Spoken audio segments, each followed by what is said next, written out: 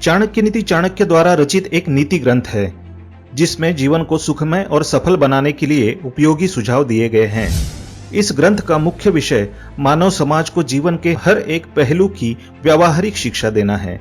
चाणक्य एक महान ज्ञानी थे जिन्होंने अपनी नीतियों के बदौलत चंद्रगुप्त मौर्य को राजा की गद्दी पर बिठा दिया था।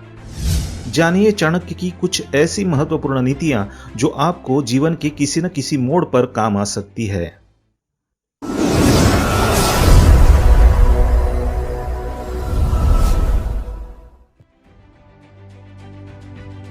नमस्कार दोस्तों, स्वागत है आप सभी का एक बार फिर से। दोस्तों, अगर आप अपनी लाइफ में कुछ नया सीखना चाहते हैं तो चैनल को सब्सक्राइब जरूर करिएगा। दोस्तों, आज के इस वीडियो में हम आपको चाणक्य नीति के अनुसार बताएंगे कि औरत को कौन से अंग मर्द को भूलकर भी नहीं दिखाने चाहिए, जिसके कारण उसको भयंकर परिणाम झेलने पड़ सकते हैं और उम्र भर पछताना पड़ सकता है। बड़े से बड़े संकट आ सकते हैं उसके सामने। लेकिन दोस्तों, उससे पहले हम आपको बताना चाहेंगे कि अगर जिन महिलाओं के ये निजी अंग बड़े होते हैं वो अपने पति का जीवन स्वर्ग बना देती है और पूरे घर को माला माल कर देती है। किस प्रकार से, आइए जानते हैं इस वीडियो के माध्यम से।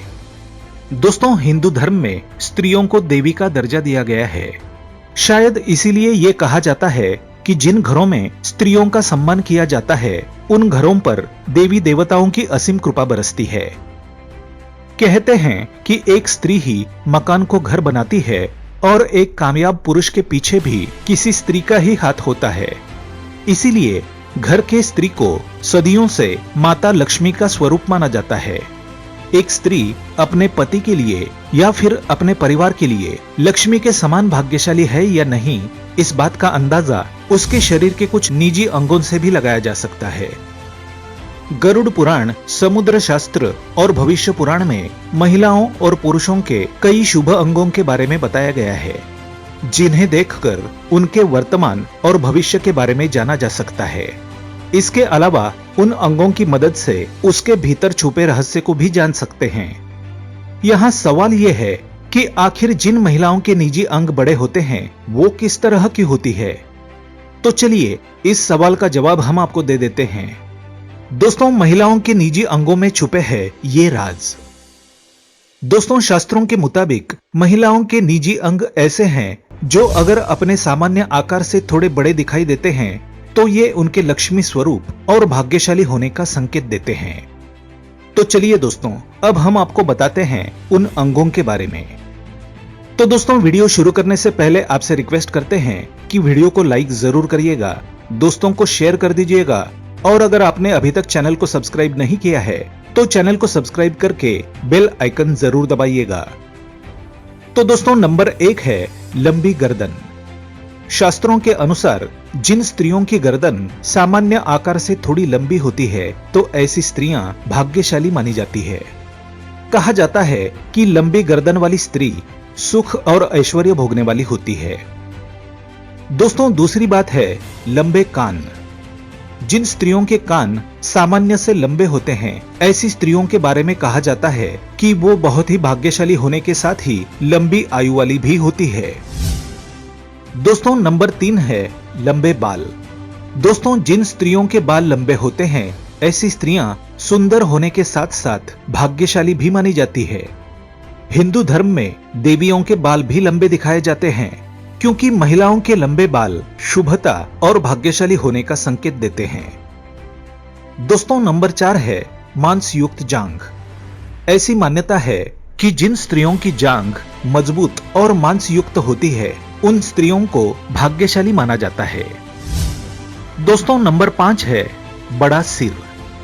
दोस्तों, पुराणों के अनुसार सामान्य से बड़े सिर वाली स्त्रियां भी भाग्यशाली मानी जाती है। ऐसी स्त्रियां अपने परिवार के लिए ऐश्वर्य लाने वाली और भाग्यशाली होती है। दोस्तों, नंबर 6 है लंबे पैर।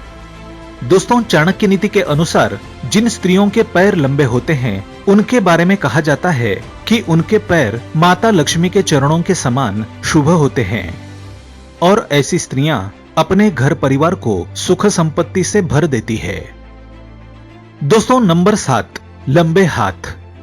जिन स्त्रियों के हाथ सामान्य से थोड़े लंबे होते हैं वो भाग्यशाली मानी जाती है। ऐसी स्त्रियां अपने पति और परिवार वालों के लिए काफी भाग्यशाली होती है और ये अपने पति के जीवन को स्वर्ग बना देती है। दोस्तों नंबर 8 है गहरी नाभि। दोस्तों जिन स्त्रियों की नाभि बड़ी और गहरी होती है ऐसी स्त्रियां धनवान और भाग्यशाली होने के साथ ही शुभता का संकेत देती है। ऐसी स्त्रियां परिवार को सुख देने के साथ साथ धन वैभव और संतान से युक्त होकर जीवन भर आनंद भोगती है। अब दोस्तों आइए जानते हैं कि मर्द को कौन सा अपना अंग औरतों को भूलकर भी नहीं दिखाना चाहिए। दोस्तों शुक्राचार्य का नाम तो आपने सुना ही होगा। राक्षसों के गुरु थे, लेकिन इतने ज्ञानी थे कि महादेव ने उनके ज्ञान से प्रसन्न होकर उन्हें देव होने का वरदान दे दिया था। शुक्राचार्य की नीति के अनुसार किसी भी पुरुष के लिए अपने अंगों का प्रदर्शन कष्टकारी होता है, खासकर महिलाओं के आगे। दोस्तों महिलाओं के आगे पुरुषों को कभी भी अपनी छाती, चेस्ट और जांघ का प्रदर्शन नहीं करना चाहिए। ऐसा करने से स्त्री के अपमान का पाप लगता है, क्योंकि पुरुषों की छाती वीरता का प्रतीक है और जांघ शत्रु को झुकाने का। अगर आप किसी स्त्री के आगे इन अंगों का प्रदर्शन कर रहे हैं तो आप उसे शत्रु मानकर झुकाने का प्रयास कर रहे हैं, जो कि अपराध है, जिसके कारण आपसे माता लक्ष्मी भी नाराज हो जाएंगी और आपसे बहुत से देवता नाराज हो जाएंगे, जिसके कारण आपको भयंकर परिणाम झेलने पड़ सकते हैं और आपको उम्र भर तक रोना पड़ सकता है। आज का वीडियो बस यहीं तक। दोस्तों अगर आपको हमारा ये प्रयास अच्छा लगा है, अगर आपको ये वीडियो पसंद आया है तो वीडियो को लाइक कर दीजिएगा, दोस्तों को शेयर जरूर करिएगा और चैनल को सब्सक्राइब करके बेल आइकन जरूर दबाइएगा ताकि आने वाला नॉलेजेबल वीडियो आपको सबसे पहले मिले। दोस्तों मिलते हैं अगले वीडियो में, तब तक के लिए good bye and thanks for watching my video.